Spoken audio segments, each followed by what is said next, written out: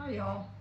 It is December 23rd and we are almost at Christmas. We're still in the third week of Advent. Tomorrow will be the only Sunday in the fourth week of Advent because Christmas is on Monday.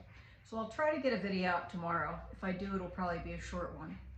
But I want to share with you some of the things I've been thinking about and praying about during Advent. First thing I want to talk about is gratitude. I was doing some last minute Christmas shopping, just getting a few things for stockings. And I don't know about you, but ever since COVID, I think people have lost their freaking minds. I mean, we've been losing our minds for a long time, but just driving out in traffic, people are crazy. Have you noticed that? No, I've known to be crazy when I'm driving too, so can't really judge. But today when I went out, and here we are almost at Christmas, I went to the Dollar General, and I'm in there getting some stuff, some groceries and some other things. And people were so nice. People were holding the door for other people to come in. They were so patient in line. They were chit-chatting and just being kind. And what a tone it set to my day. That even in all the craziness, just a little tiny bit of kindness goes such a long way. Like one little candle and it dispels the darkness. And it didn't take much energy to do that, just to be pleasant with people. It was awesome. There's power in kind of a gentle pleasantness, and it's fun too. I've had a lot of dark times in my life, but I have to tell you, my family has always had the ability to laugh, and that really turns everything around. Just a smile and a laugh, and it's not ignoring the bad stuff, it's just like, you know, injecting some pleasantness in. It's just, relaxes everything. So I came back from the Dollar General not stressed out, and I noticed on the way back, cars were letting other cars in, and people were waving, and Merry Christmas, everyone. I just turned off my camera for a minute because there's a lot of sirens outside. And I don't know if something awful happened. And if it did, just pause for a moment and say a little prayer for everybody involved in it.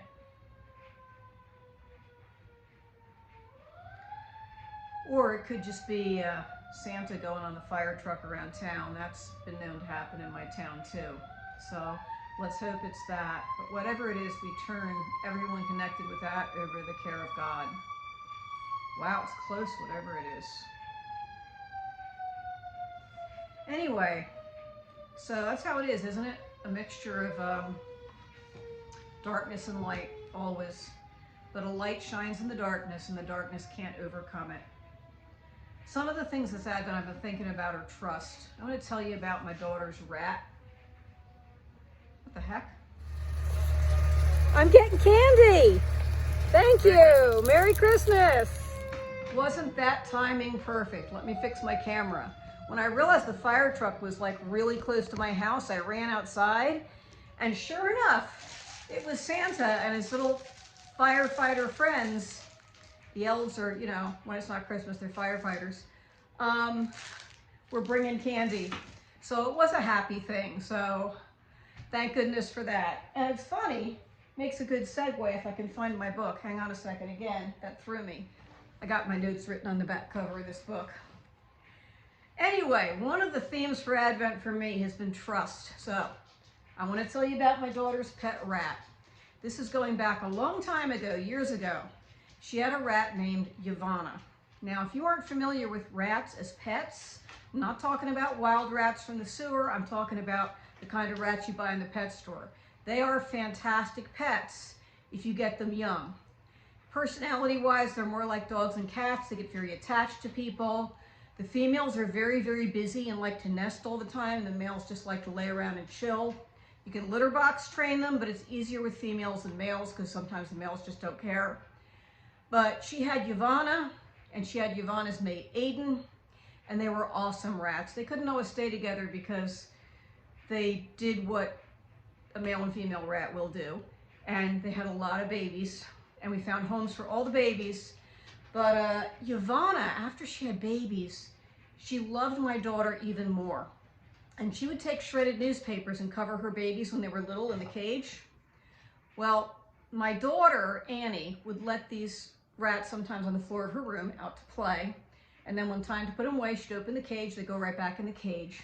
One day I went into her room and I realized Yavana's cage was open. And at this point, Yavana was the only rat she had in her room with her because, you know, one round of babies was plenty.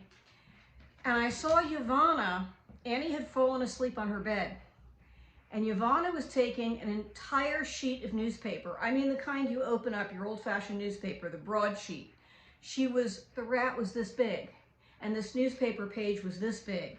And Yvonne was dragging it up onto the bed to cover my daughter, and she'd done it with several other sheets. She was treating her just like her baby and covering her with newspaper. One day, Yvonne got out of the room. We couldn't find her. My husband had been doing some construction on the house, and he had the trouble door by the bathroom pipes open. So this big hole in the wall that goes into our pipes, it's right down at the end of the upstairs hall. So if Yvonne got out of Annie's room and went into that hole, we might never see her again. And I was so worried about this little pet rat. They only live 2 to 3 years. They don't live a long time. It breaks your heart when they go because you get really attached to them. And I just started praying, Lord, I know it's just a rat. Please take care of this rat. Where's the rat? Let me know where the rat is. And I swear I got an answer. I don't hear voices. I want to preference any of these videos by the fact I don't hear voices. Life would be easier, I suppose, if God would just tell me what he wanted me to do and what was going on. I don't get that. But I swear I got the sensation he was saying, I know where the rat is. And that was enough. I might not ever see the rat again. He knows where the rat is. All night we couldn't find it. My husband's looking in that hole. We're looking all over. My daughter was pretty chill about it. She said, oh, she'll come back.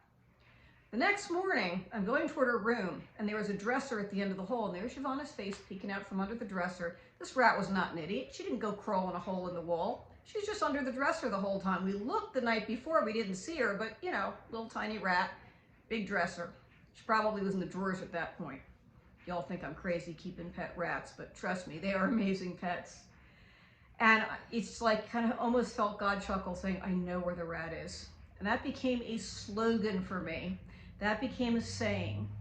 Whenever life was stressing me and things looked dark and I need to know, it's like, you know, when you read a thriller book, are you the kind of person that needs to turn to the back page and find out what happens first before you can enjoy the book? That's me. God says to me, I know where the rat is. I've got this. And all during Advent, that theme of trusting him. Trust and hope are different from control and expectations. There's a big difference between expectations, which can be destructive, and hope. And the difference is expectations are specific. I tell God what I need him to do. Now, in that scenario, who's acting like God? I'm not very good at it. But with hope, I just hope that he's taking it and working it to good, even if it doesn't look that way to me. It's like the story of the tapestry. If you look at the back of the tapestry while it's being sewn, it just looks like a cluster of crazy knots. But when you turn it over, it's a beautiful picture. We only see the back of the tapestry right now.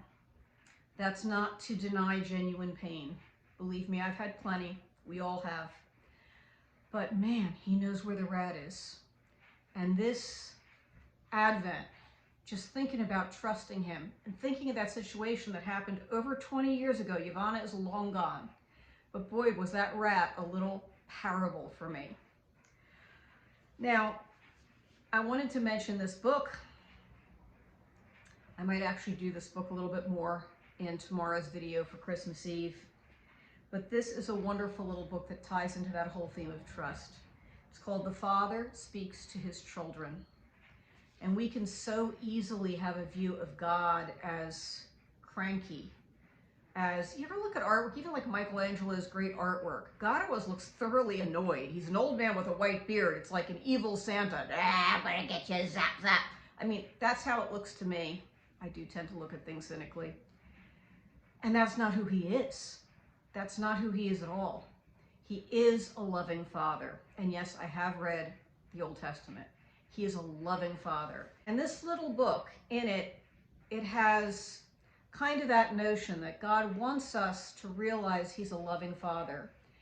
And it almost saddens him that so often we think of him as someone that wants to punish us. Sometimes it's hard if you grow up in a situation maybe where you're, well, who has ideal parents? No one has ideal parents. But you can grow up in a situation perhaps with a harsh father.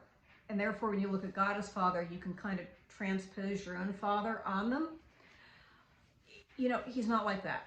He is a loving Father, and he wants us to know that, and to know that he loved us so much. He sent his only Son so that we may not be condemned, but may be saved through him. He knows where the rat is. He's got a plan, and he says, trust me. Don't tell me what to do. Bring me all your fears. Bring me all your concerns. I'm here to listen to everything that's on your heart, to really, really listen to it. Just don't bring me your answers and your solutions. I'll take care of that. I know where the rat is. Bring me your heart and your worries, and know that I'm here for you, loving you. Talk a little bit more about this book. If I don't get to it before Christmas, Merry Christmas.